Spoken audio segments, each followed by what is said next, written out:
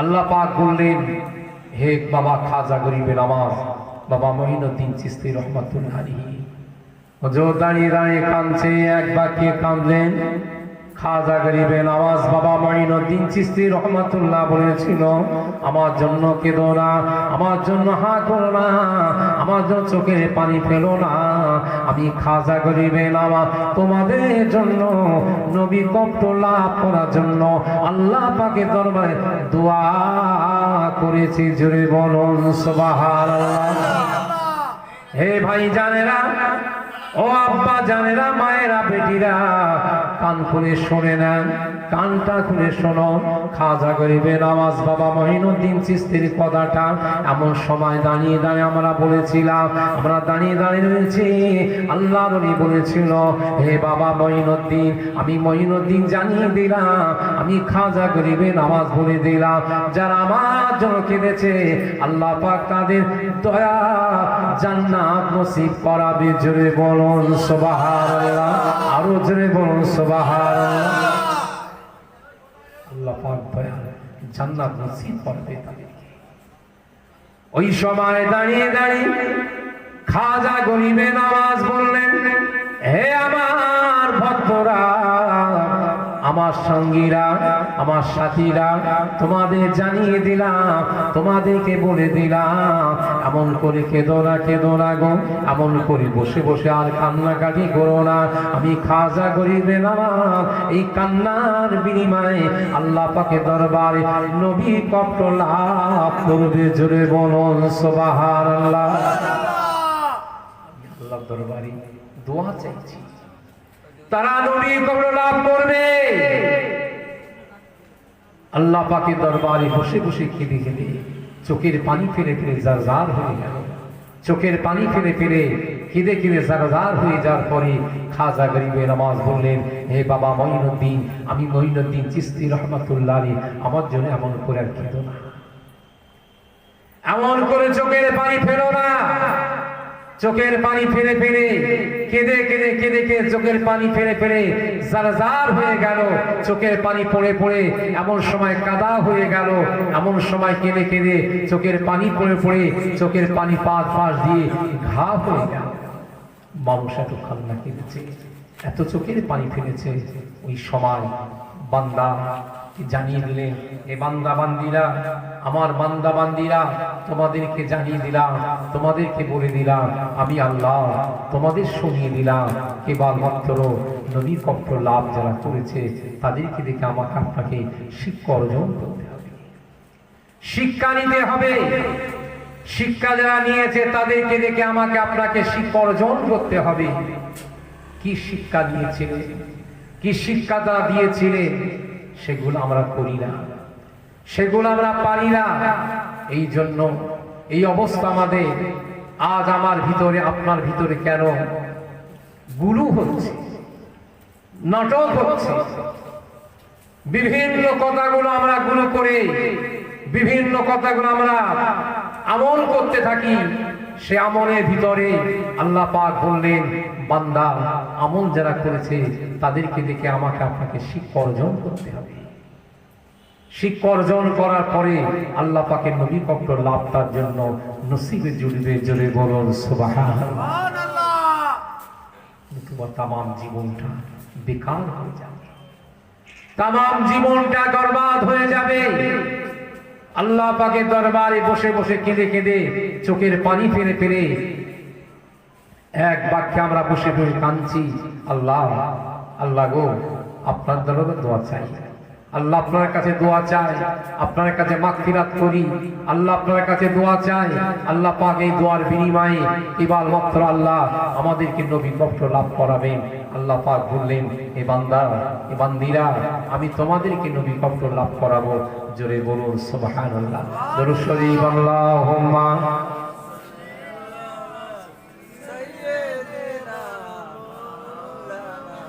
وعلى آل سيدنا বঙ্গোসাগরে হঠাৎ ডাকিল বিপর শোকের বাঁধ,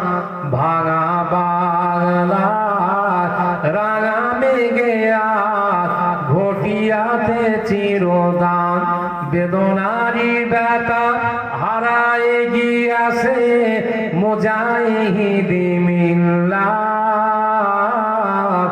ভাঙা বাংলা রাঙা মেঘে ঘটিয়াতে চিরদার আল্লাহুম্মা সাল্লি আলা সাইয়্যিদিনা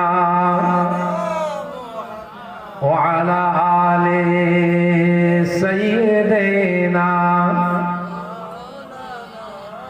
কোন সে অজানা জাতিতে রাখিল দেহহীন মম পেরা অতি কৌশলে মায়ারে উদাহরণে পাঠাইছে দয়ামা গালেতে আমার ছিল না কোদাত গালেতে আমার ছিল না কোদাত চিবাতে পারি না বলে মায়ের স্থানে সোদা দুধ মাখা তুমি আছো দিয়ে ভরে আল্লাহুম্মা সাল্লি আলা সাইয়্যিদিনা ওয়া আলা আলি।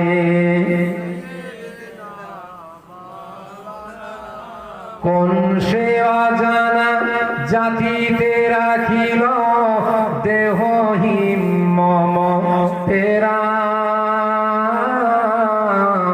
অতি কৌশলে মায়ারে উদাহরণে পাঠাইছে দয়ামা গালেতে আমার ছিল না কোদাত চিবাতে পারি না বলে মায়ের স্থানে সোদা দুধ মাখা তুমি আছো দিয়ে ভরে আল্লাহুম্মা সাল্লি আলা সাইয়্যিদিনা ওয়া আলা আলি সাইয়্যিদিনা। আমার আব্বাজান ভাই যায় যে কথা বলতে চাইছিলাম শোনার থেকে বলার থেকে বেশি বেশি আমাকে আপনাকে আমলে পরিণত করতে হবে। আমল যারা করেছে তাদেরকে দেখে আপনাকে আমাকে শিক্ষা অর্জন করতে হবে। শিক্ষা অর্জন করার পরে আল্লাহ পাক আপনার জীবনটা আমার জীবনটা আল্লাহ নূর আলা নূর করে দেবে। জুড়ে বলুন সুবহানাল্লাহ। আর যদি এক কান দিয়ে শুনছি জলসার কাজ, যে বক্তা এসেছে যে প্যান্ডেলের জায়গা হচ্ছে, ফাঁকা মাঠ হয়ে গেল, আস্তে আস্তে গুটিগত মানুষ এসে বসেছে, এটা আল্লাহ পাকের দয়া, এটা আল্লাহ পাকের করুণা। আল্লাহ পাক যাদেরকে ভালোবেসেছেন, যাদের মহব্বত করেছেন, পছন্দ করে নিয়েছেন, সেই ব্যক্তিগুলোকে আল্লাহ এই জলসায় বসার তৌফিক ইনায়েত করেছেন। জোরে বলুন আলহামদুলিল্লাহ। কেননা এই তো মানুষ, এই মানুষ নিয়ে জলসা সারা রাত ধরে দীর্ঘ সময় ধরে জলসা চলবে, জলসার কাজ হবে। আমরা কেমন করে বুঝতে পারি, কেমন করে বুঝতে পারি? খুব বেশি হলে 12টার রাখি দোয়া করবে। এখন 13টা 14টা 15টা পর্যন্ত চলবে। মানুষ সকলে, মানুষের একটা ঘুমের বেগ আছে, মানুষ বসে আছে, মানুষের শরীর চেষ্টা কর্কশ আছে। এই যে মানুষের মাটির জমিনে বসে আছে, এর একটা কষ্ট রয়েছে। এই কষ্ট হওয়ার বিনিময়ে বান্দা কেমন করে বসে আছে, কেমন করে বসে বসে একবার ঘুমাচ্ছে, একবার তাকাচ্ছে, একবার হা করছে, একবার বসে আছে। এটা আল্লাহ পাকের দয়া, করুণা। বান্দা ঘুমাচ্ছে, তা উঠে যায়নি। একটু জোরে বলুন সুবহানাল্লাহ, আরো জোরে বলুন সুবহানাল্লাহ। নারে তাকবীর, নারে তাকবীর, নারে রিসালাত, ইয়া রাসূলুল্লাহ, নারে রিসালাত, নারে রিসালাত, নারে তাকবীর, নারে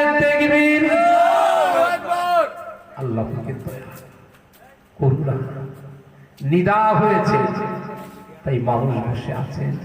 আল্লাহ পাকের দয়া না হলে, চেষ্টা না থাকলে বান্দাকে বসার প্রয়োজন ছিল না।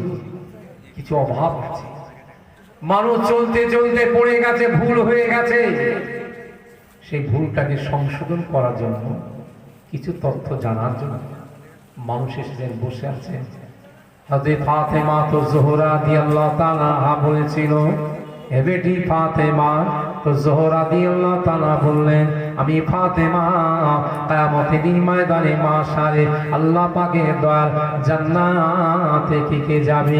ওই সময় বলেছিল, বেটি ফাতেমা, আপনার সাথে আমরা সকলে দয়ার জান্নাতে যাব।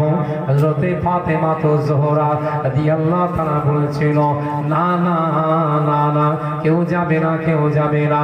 আমি ফাতেমা তো জোহরা রাদিয়াল্লাহু তাআলা বলে দিলাম, কিয়ামতের দিন ময়দানে মাশে হাসরের ময়দানে আল্লাহ পাকের রাসূল, আল্লাহ পাকের দয়ার বান্দারা দয়ার জান্নাতে পৌঁছাবে। জোরে বলুন সুবহানাল্লাহ।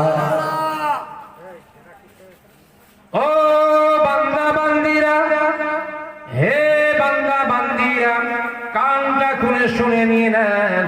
এক বাক্যে আমি বলে দিলাম, আমি তোমাদের শুনিয়ে দিলাম, আমি তোমাদেরকে জানিয়ে দিলাম, আমি কেবলমাত্র জান্নাতে পৌঁছাবো, জান্নাতে যাব। আমি এই সময় তোমাদেরকে জানিয়ে দিলাম, আমি রাসূলুল্লাহর বেটি ফাতেমা জোহরা রাদিয়াল্লাহু তাআলা বলে দিলাম, আমি বেটি ফাতেমা তোমাদের জন্য জান্নাত নসিবে হয়ে যাবে। আমার আব্বা জান, ভাই জানেরা, মায়েরা, বোনেরা, কান খুলে শোনে না। জীবনে অজনসিয়াত অনেক শুনেছেন, একটুখানি 5টা মিনিট শোনুন। 5টা মিনিট শোনার পর আমল পরিণত করুন। আল্লাহ পাক আপনার জীবনটা, আমার জীবনটা যেন নূরানা নূর করে দেয়। আল্লাহ পাক আমার জীবনটা যেন, আপনার জীবনটা যেন আল্লাহ পাক ধন্য করে দেয়। নতুবা সব বেকার। তাম জীবন শুনলে, শুনে শুনে শুনে আমল না করলে সব বেকার। বেকার হওয়া ছাড়া আর অন্য কিছু হতে পারে না। আমার বন্ধুগণেরা, আমার আব্বাজানেরা, আপনারা শুনেছেন আমি অসুস্থ হয়েছিলাম। হুজুর এসে বলছেন, আমি শুনলাম আপনি অসুস্থ, আসবেন না। আমি একটু অসুস্থ হয়েছি, এসেছি বাবা। আমার অজনসিয়া মিলাদ মাহফিল জীবনে শুনে নিয়েছেন আপনারা। শুনবার বারবার অভাব হতে কিছু নয়, সব শোনা কথা, সব জানা কথা। তাহলে আমি অসুস্থ ছিলাম, ভেলোরে দীর্ঘদিন ছিলাম, ভেলোরের মাটিতে ছিলাম। ভেলোরের মাটিতে দীর্ঘদিন থাকার পরে ঘরে ফিরে এসেছি। ঘরে ফেরার পরে দাওয়াতের কথা মানুষ বলছে, আস্তে আস্তে আসছি। 2-4 দিন পরে পরে এক একটা করে দাওয়াত আসছি। এটা আল্লাহ পাকের দয়া, আল্লাহ পাকের করুণা। আপনারা জানেন আমার এই বাম দিকের হাড় বেঁকে গিয়েছে। চিল্লে চিল্লে জলসা করে করে আমার হাড় বেঁকে গিয়েছে। ডাক্তার বললেন, আপনার ওই যে স্ট্রোকটা হয়েছিল, স্ট্রোকটা সিধা হয়ে গেলে আপনি বিদায় নিতেন। স্ট্রোকটা সিধা না হয়ে এমনি করে বেঁকে আছেন, এখন হাড়টা বেঁকে আছেন, এমনি করে বেঁকে আছে। ওই জন্য আপনি আল্লাহ আপনার হায়াতে বাঁচিয়ে রেখেছেন। আগে তো ভালো কথা বলতে পারতাম না, ভালো করে কথা হতো না। আল্লাহ পাক আস্তে আস্তে কথাগুলো ঠিক করেছেন। আর একটু দেরি হবে, যা ছিল 12 আনা ভালো হয়ে গেছে। 4 আনাটুকু আপনার তৃপ্তি একটুখানি বাকি আছে। আল্লাহ পাক দয়া করে, মেহেরবানি করে, করুণা নিদা করে আল্লাহ পাক ভালো করেন। আল্লাহ পাক ভালো না করেন কি করেন? আল্লাহ পাক যদি করান, দয়া করে মেহেরবানি করে তবেই ভালো হয়। আর যদি দুনিয়াতে বিদায় নিই, একটু আমার জন্য দোয়া রাখবে, আমার জন্য হাত তুলে দোয়া করবে, খাস করে দোয়া রাখবে যে বাহারুল ইসলাম আমাদের এলাকায় জলসা করে গেছে। আমাদের এলাকা অনেকবার এসেছে। মিনা খা, এই বেড়মজুর, মালঞ্চ, আমি আপনাকে চতুর্দিকে বাসন্তী পর্যন্ত শেষ মুহূর্তে পর্যন্ত আমি গেছি। আগামী বাসন্তী জলসা আছে, দাওয়াত আছে, আগামী যাব।